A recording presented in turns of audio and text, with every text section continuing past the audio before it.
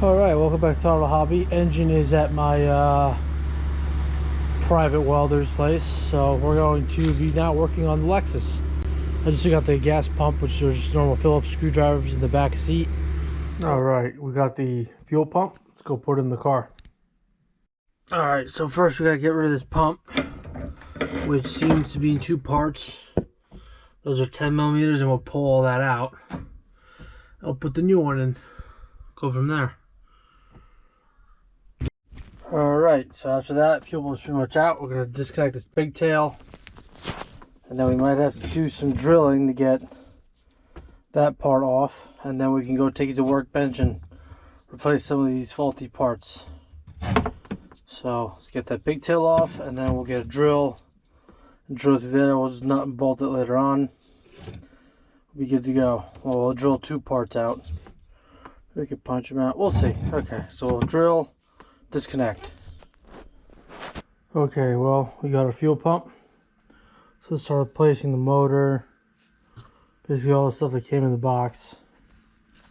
So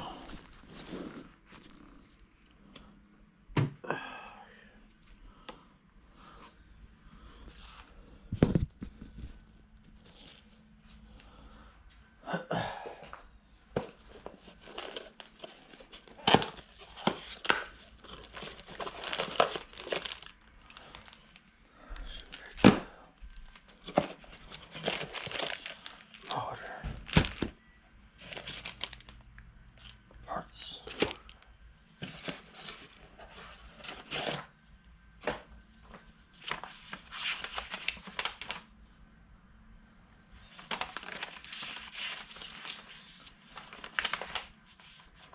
Alright, so let's start with, I guess, the motor.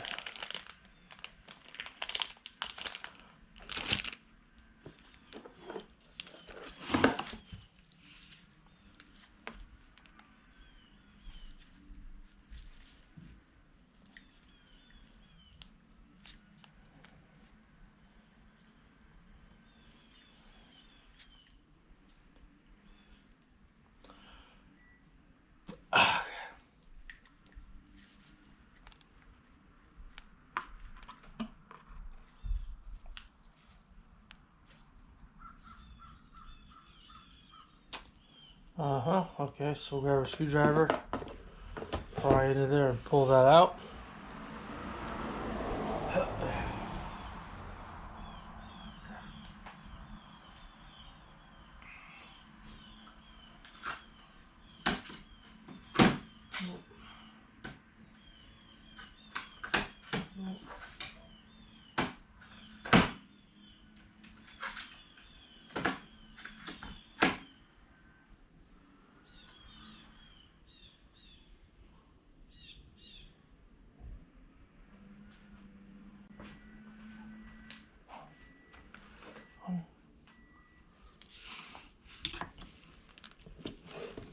So I'm just going to pry behind this fuel pump right here, and it should come out of that little plastic holder.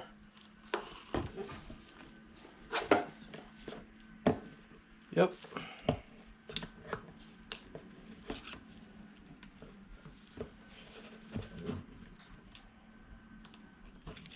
Ah, looks like a little rubber grommet actually. Cool.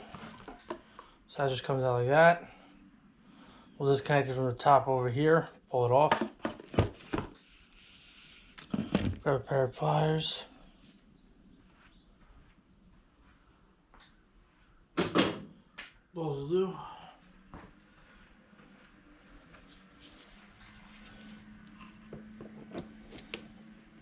I'm just gonna wiggle this up.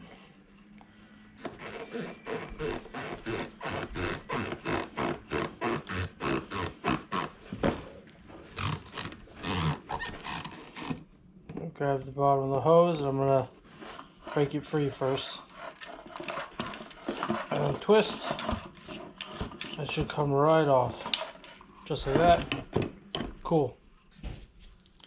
So, the next thing we want to do, I'm going to try to take this rubber grommet off. looks like that's sitting on a locking washer.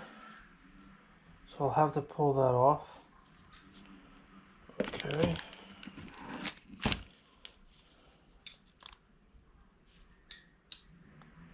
So I'm just going to leverage it.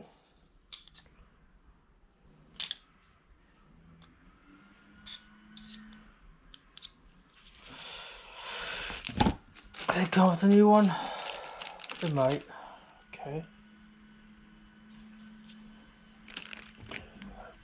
Good.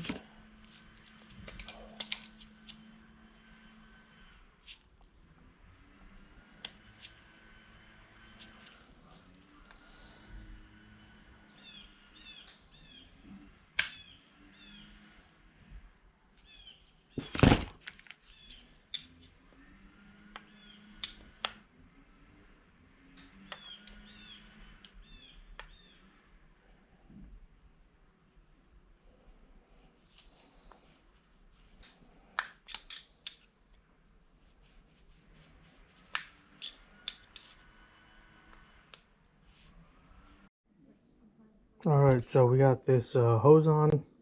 Your boy has a pretty good idea with the shrink tube. Got the connections in, connected that one in. But unfortunately now we're going to need to go get some bolts. Because for whatever reason, the only thing my dad has is like a plethora of screws. Which doesn't really help us. Like, what do we need these for? So, we'll get some bolts. Alright, so after a couple days, it's finally here on the pavement. Let me walk you through exactly what happened. So, front tires got low, and they dug themselves, well, about a foot in the ground, each hole. As you can see right there, the engine was actually sitting on the ground. So I had to grab my friend, who grabbed his truck. We hooked up a chain and we pulled it back far enough to get the engine off the ground. And we got it here. And so what I did to get it started, because the fuel pump didn't work, and I thought to myself, okay, well, that don't make any sense. It's a brand new fuel pump. How is that not working? So over here in that corner, I'll get you a better view over here. So in the corner over here, these cars have a fuel pump ECU. Which basically, you turn the key and this ECU talks to them and says, hey, turn the fuel pump on. I had to get this cable and rig a bypass for it. That's what I originally used. So once I got that in, I heard the fuel pump come on. I'm like, okay, it works. This is what the thing looks like, actually. And a lot of people have these problems with these fuel pump ECUs. One bolt up top, connector. So this was causing me all those problems. And now it runs beautifully. But just in case you don't believe me, let's start the girl. See if we can start from right here. As you get.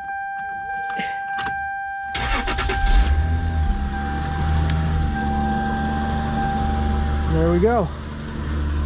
And I just kind of drove it up here. So that's pretty much what was wrong with this. The 2JZ lids. But I'm gonna have to clean it and do a little more stuff. I've already been cleaning the back.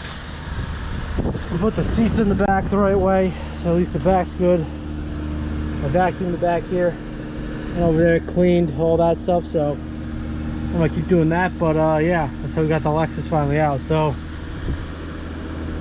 that's about it. So see you later.